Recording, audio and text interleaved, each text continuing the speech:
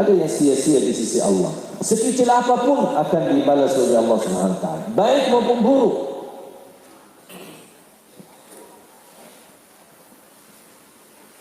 Sedekah subuh ini merupakan amalan yang dahsyat. Di bulan Ramadan maupun di luar bulan Ramadan, di setiap waktu, setiap saat sedekah itu bagus, baik. Tapi yang terbaik sedekah subuh, bukan kata saya, tapi kata Rasulullah SAW. Karena setiap saat subuh Allah turunkan malaikat khusus. Apa tugas mereka? Mendoakan orang yang bersedekah di subuh hari. Tidak usah upaya-upaya susah mencari anak yatim atau orang miskin di subuh hari.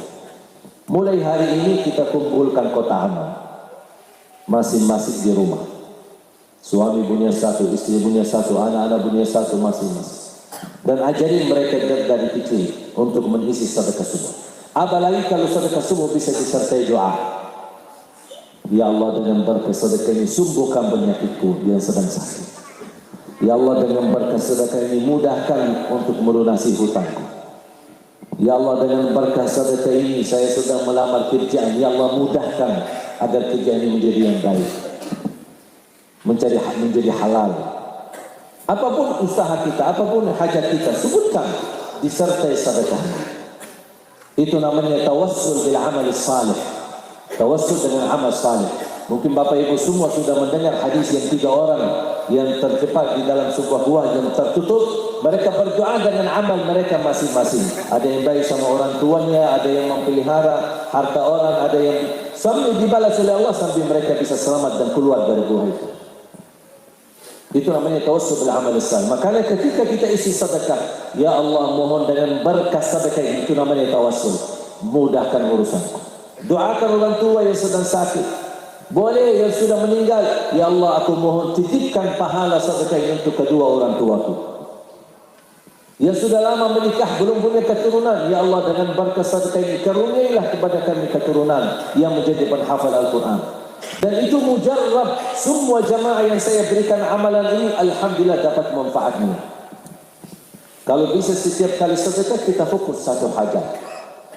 Malu rasanya kalau kita isi sedekahnya koin tapi doanya sampai terbit matahari.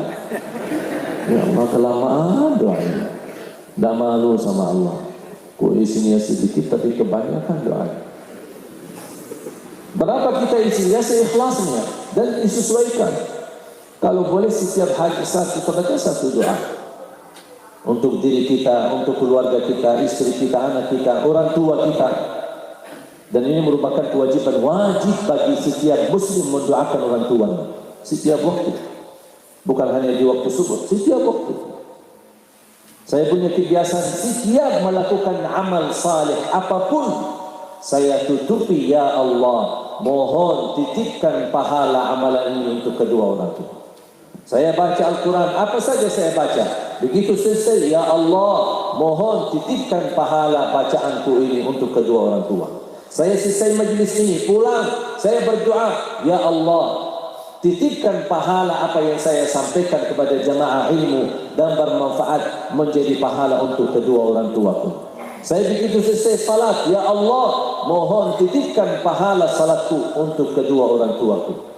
Dan karunia Allah apa? Orang tua kita dapat dan kita pun tidak akan dikurangi pahalanya. Subhanallah. Itu namanya paket hemat. 2 in 1. Ya, pakai hemat. 2 in 1. Kita dapat, orang tua dapat, tidak ada yang dikurangi. Ini karunia, manfaatkan. Promo dari Allah, manfaatkan. Jangan disia-siakan. Manfaatkan. Itu hanya apa susahnya? Cuma doa. Saya yakin tidak keberatan. Sedekah, Anda sedekah di jalan atau pas hari Jumat di masjid atau di mana, begitu Anda isi sedekah, ya Allah, mohon titipkan pahala sedekahku untuk kedua orang tua. Lagi silaturahim, habis selesai pulang, ya Allah, titipkan pahala silaturahim untuk kedua orang tua. Apa saja yang kita lakukan dari kebaikan, begitu luar biasa bermanfaat. Mulai hari ini saya harap bisa menjaga sedekah subuh menjadi rutin untuk semua keluarga kita masing-masing. Anak-anak, ajarin anak-anak ketika lagi menghadapi ujian, isi sedekah subuh. Ya Allah, dengan berkat sedekah subuh mudahkan belajaran saya agar lulus ujian. Itu merupakan luar biasa amalan yang dahsyat. Wallahi mujarrab. Saya kenal satu jamaah 17 tahun tidak punya keturunan. Istiqamah sedekah subuh, alhamdulillah dikaruniai keturunan. Bahkan ada orang yang suka bersedekah subuh dan selalu mohonnya dan doanya minta ke tanah suci haji dan umrah. Dia tidak duga dan tidak nyangka bisa ke tanah suci.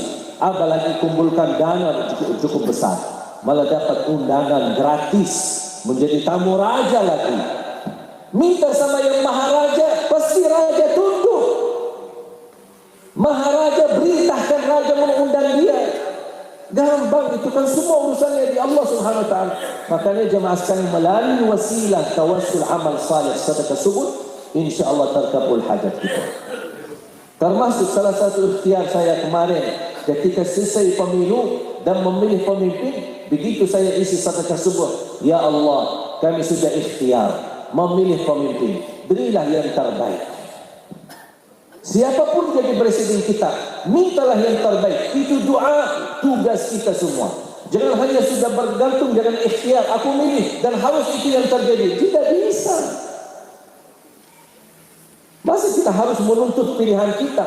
Kita itu hanya ikhtiar, tapi kembali kepada Allah Subhanahu wa taala, mana yang terbaik. Dan selalu berdoa, ya Allah, mudah-mudahan pemimpin yang akan jadi presiden kita, pemimpin kita, yang jadi orang yang takwa, yang ikhlas untuk agamamu, melayani rakyat, yang bisa menjaga kebersatuan Indonesia dan tetap makmur, damai, baldatun thayyibatun rabbun ghafur. Doa ikhtiar. Kita tidak bisa merubah dengan cara keras dan paksa, tidak bisa. Itu hanya ikhtiar. Kita diperintahkan untuk berikhtiar baru tawakal, bukan tawakal baru ikhtiar.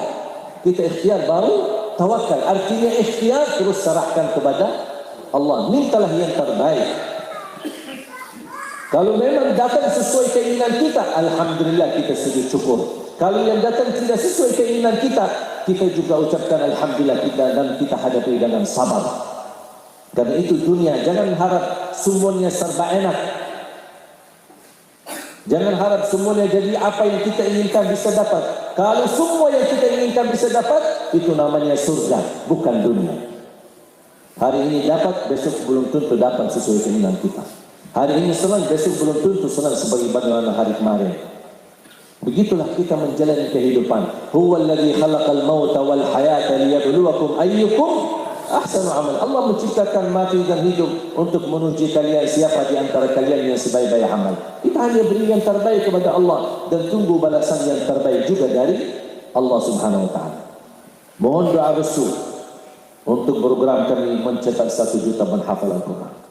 Agar insyaallah semua masjid, terutama masjid besar, memiliki imam penghafal Al-Quran.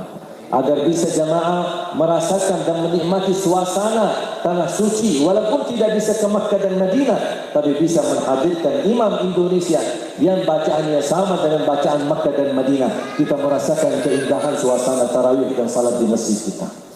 InsyaAllah kami terus berjuang. Saya menghadirkan ada 5 adik-adik saya di Indonesia. Saya mendatangkan mereka dari Madinah. Alhamdulillah masih ada sisa.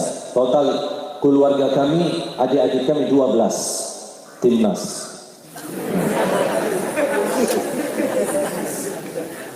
Dan saya tarik di sini 5.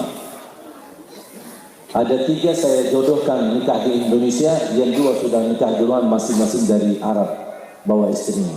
Saya dorong semua adik-adik saya kalau bisa istrinya 4 masing-masing.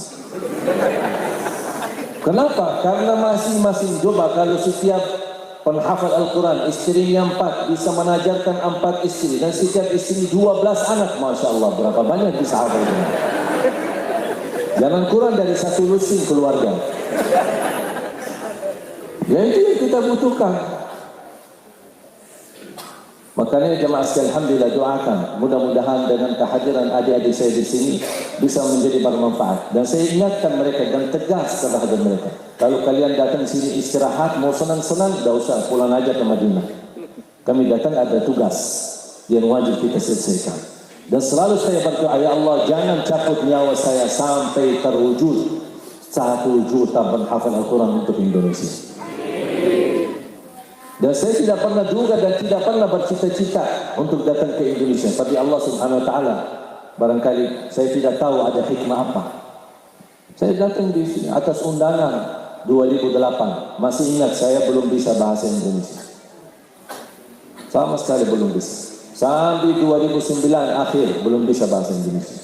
Baru hafal 4 kata. Apa kabar? Bagus, mau kemana? Aku cinta kepadamu. Itu yang saya hafal. Tapi subhanallah, sedikit demi sedikit belajar, semangat belajar. Dan saya tidak pernah ambil kursus, tidak pernah belajar dari kamus, tapi belajar dari gaulan, berteman-teman, bersahabat. Sedikit-sedikit belajar. Awal-awalnya memang diketawain bahasa saya lucu. Ya udah bikin lucu daripada bikin sedih. Alhamdulillah sedikit-sedikit bisa belajar. Dapat karunia tahun 2011 diberikan warga negara Indonesia oleh Bapak Presiden, Bapak SBY waktu itu. Dan ternyata keputusan dan penghargaan tidak salah. Selama saya berada di Indonesia baru tahu ternyata kami punya asal usul dari Indonesia. Lewat jalur ibu saya. Ibu tidak pernah cerita, tapi baru saya tahu. Ternyata jalur dari ibu saya adalah keluarga kami dari Indonesia. Ayah ibu dan kakek ibu kelahiran Lombok. Kakek ibu dibunuh sama penjajah Belanda. Dan waktu saya ketemu Presiden Jokowi, saya sampaikan sebenarnya saya cucu pahlawan tapi belum terdaftar.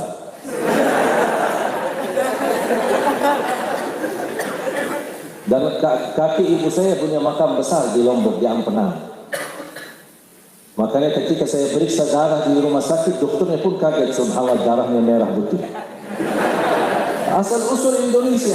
Berarti saya disebut kembali ke kampung. Memang lahir besar di Madinah, tapi kembali ke kampung Indonesia. Makanya alhamdulillah merasa betah dan cinta Indonesia. Apalagi sekarang menjadi rakyat Indonesia, mundur dari warga negara Arab.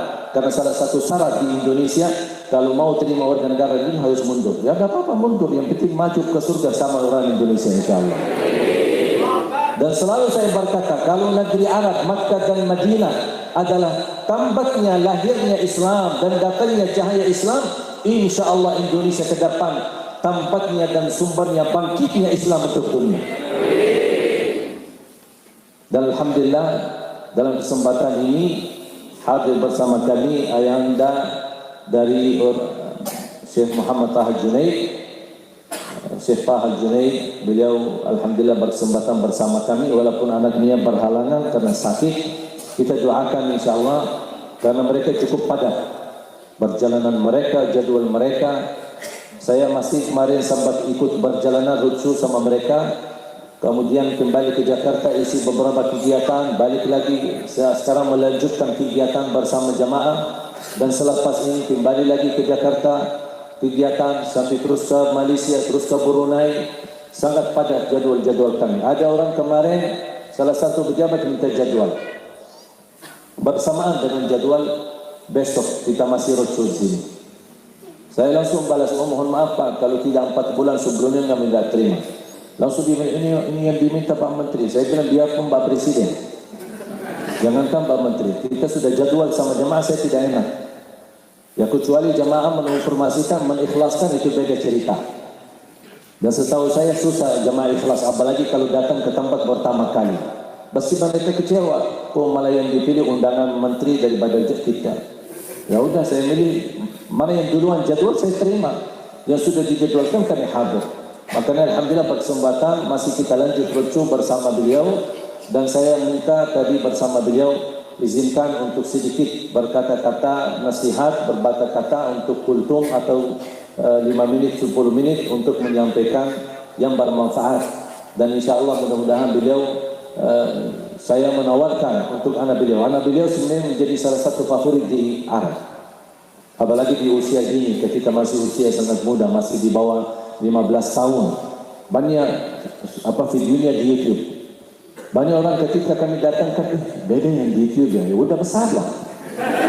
Masa mau kecil terus? Ya. Tapi subhanallah beliau masih sangat muda dan bahkan belum nikah. Saya kemarin berkali-kali meraih dia untuk mencarikan jodoh di Indonesia. Biar pindah. Ayo kita mau semua penghafal Quran datang kemari sini. Tapi harus ada istri. Kalau datang kemari tawarkan, ayo pindah, tapi kita tidak sediain rumah. Ayo pindah, kita tidak sediain istri. Ayo pindah, kita tidak sediain apa-apa. Gimana, ada orang mau pindah? Makanya doakan insya Allah. Mudah-mudahan perjalanan kami tetap sehat dan mudah-mudahan bermanfaat untuk masyarakat.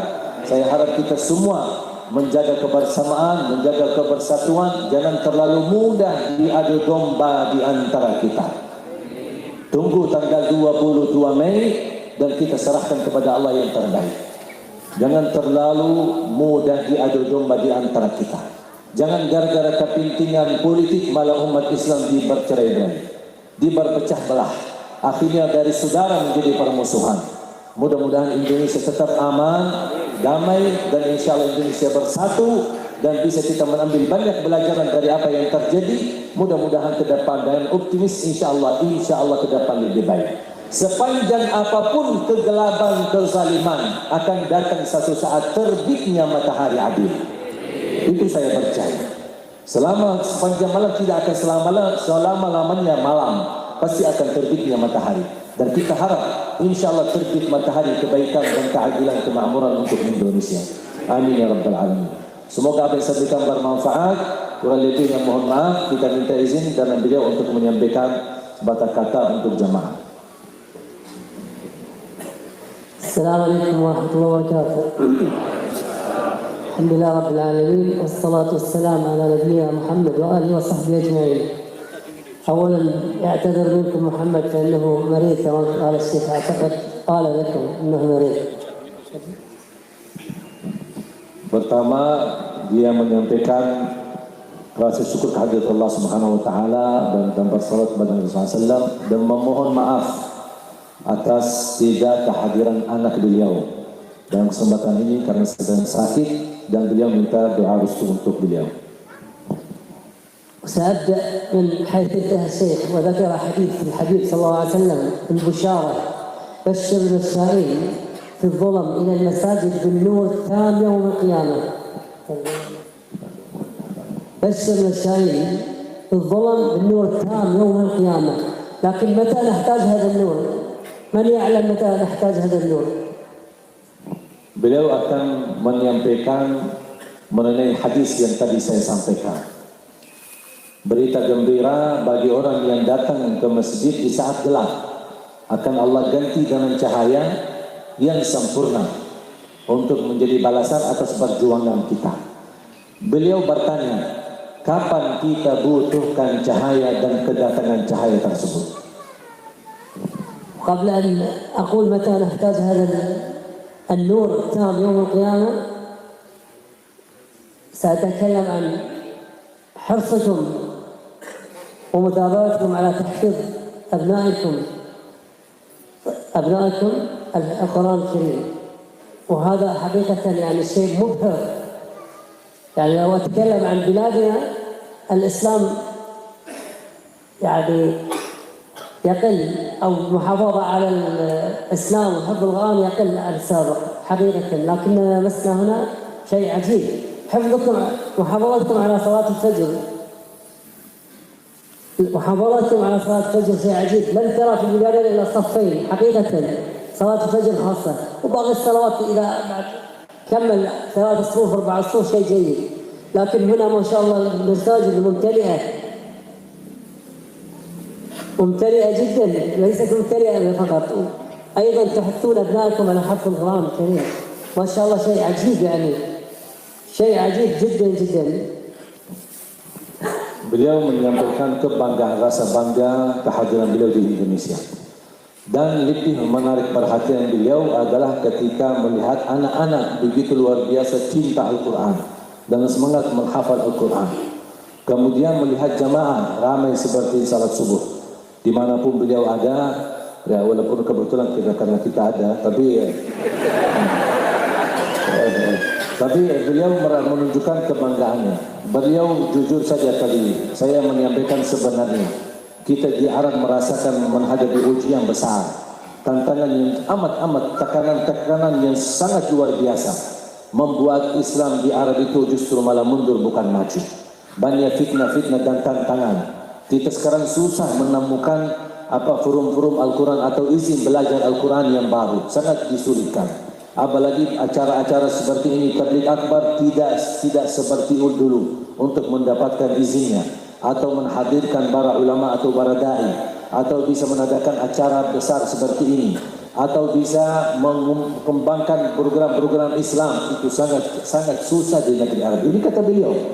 Justru dia sekarang melihat kebalik, datang ke Indonesia melihat justru malah kemajuan Islam, kemajuan masyaallah tahfizul Quran, rumah tahfiz sudah di mana-mana, pesantren di mana-mana, dan mudah untuk beraktivitas tabligh akbar. Jangan kita dilarang untuk mengadakan tabligh akbar, justru aparat keamanan membantu melancarkan acara dan menjaga keamanan kita.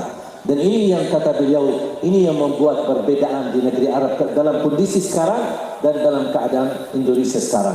Makanya saya berkata, kalau di Arab sumber datangnya Islam, insya Allah Indonesia sumber bangkitnya Islam. ومن منكم الآن من أقرباء الحاكم أو يتمنى أن يكون من أقرباء الحاكم في هذا المسجد. Semua pasti berkeinginan menjadi dari keluarga penghafal. Semua berkeinginan menjadi keluarga Al-Quran. Semua berkeinginan memiliki keturunan Al-Quran. Dan pasti merasa bangga. Bangga di dunia, apalagi di hadapan Allah di hari kiamat. Mudah-mudahan kita semua menjadi ahli Al-Quran. كما قال الشيخ أن لا أهلون إذا كنت من أهل الله وخاصته يوم القيامة فما هذا الفوز أن تكون ابنك من أهل الله وخاصته. شيء عجيب جدا أن تكون أنت أو ابنك من أهل الله وخاصته.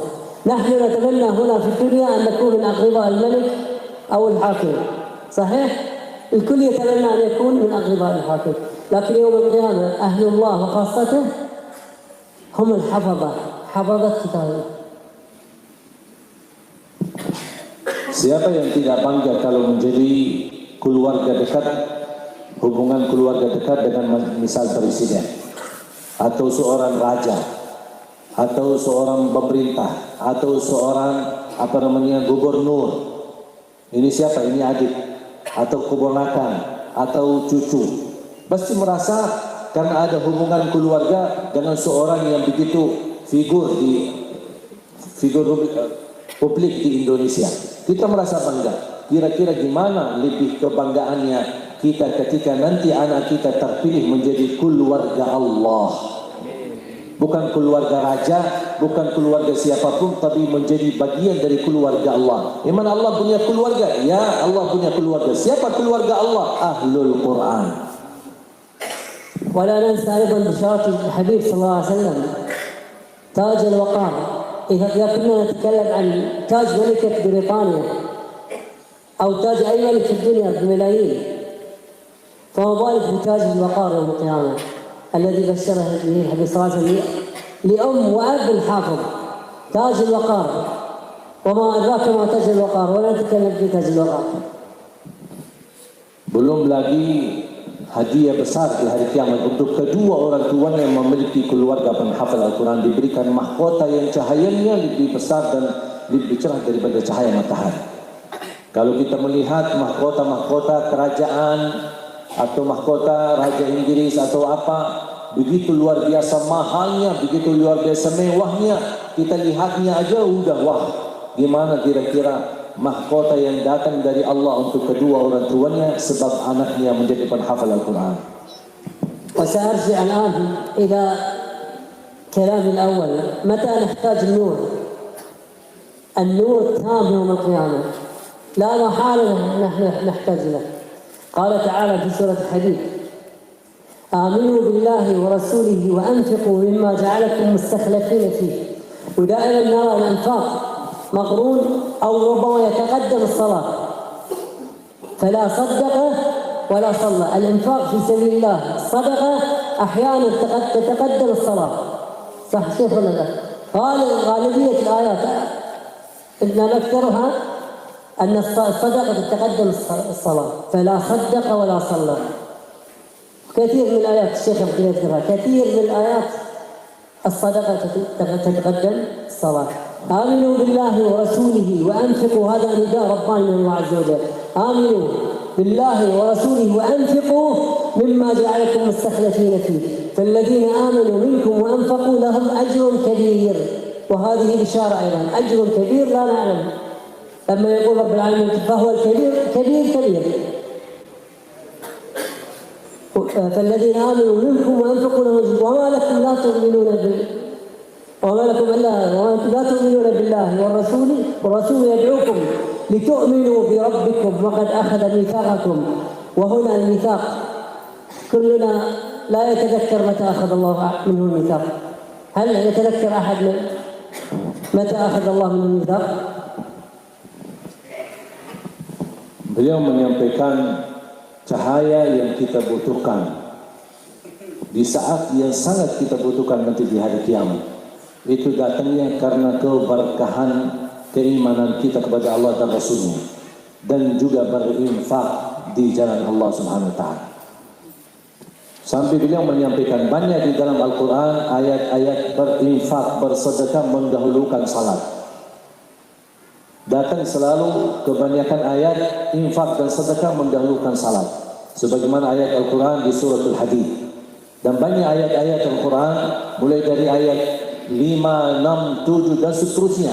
Kalau kita perhatikan dan kita hayati di suratul Hadid, banyak hikmah-hikmah dan luar biasa karunia dari Allah Subhanahu Wa Taala.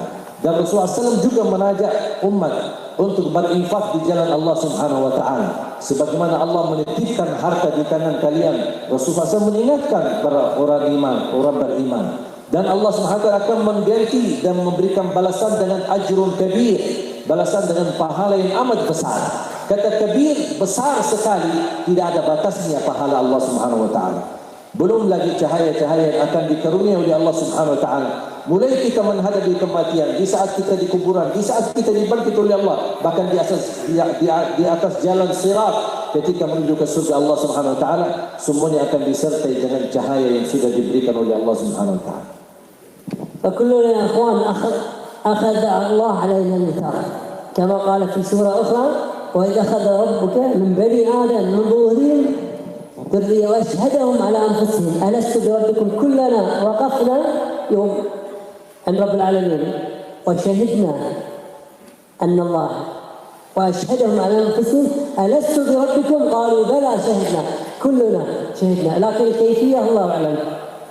شهدنا أن تقولوا يوم القيامة إنا كنا عن هذا غافلين. كلنا شهدنا أن الله ربنا. وما لكم لا تؤمنون بالله ورسوله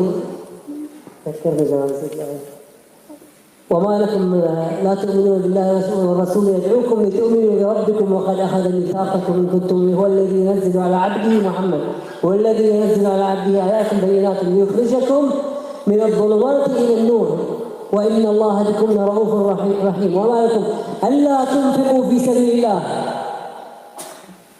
وما لكم ألا تنفقوا في سبيل الله وقد أخذ من الكتاب الذين جاءوا بآيات يخرجون أن الله بالناس لرؤوف رحيم. وما لكم ألا تنفقوا في سبيل الله. نسيت. لا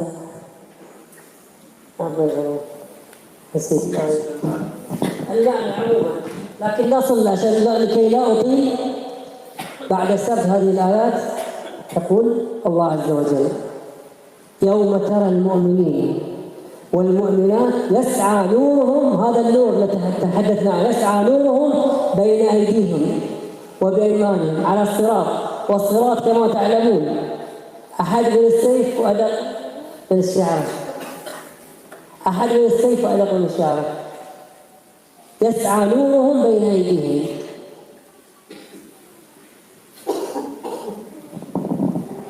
يوم ترى المؤمنين والمؤمنات يسعى نورهم بين أيديهم بشراكم اليوم.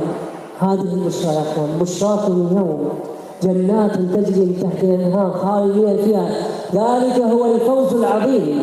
يوم يقول المنافقون والمنافقات الذين آمنوا انظرونا نقتبس من نوركم، انظرونا نقتبس من نوركم. قيل ارجعوا وراءكم فالتمسوا نورا فضرب بينهم بسور له باب باطنه فيه الرحمة وظاهره من قبل العذاب ينادونهم ألم نكن معكم؟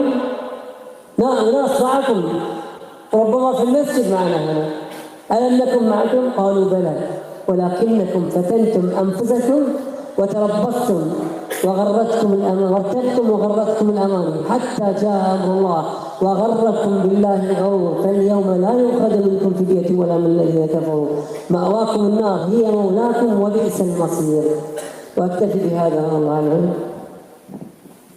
Kesimpulan apa yang beliau sampaikan, saya mendorong semua jamaah untuk membuka suratul Hadid.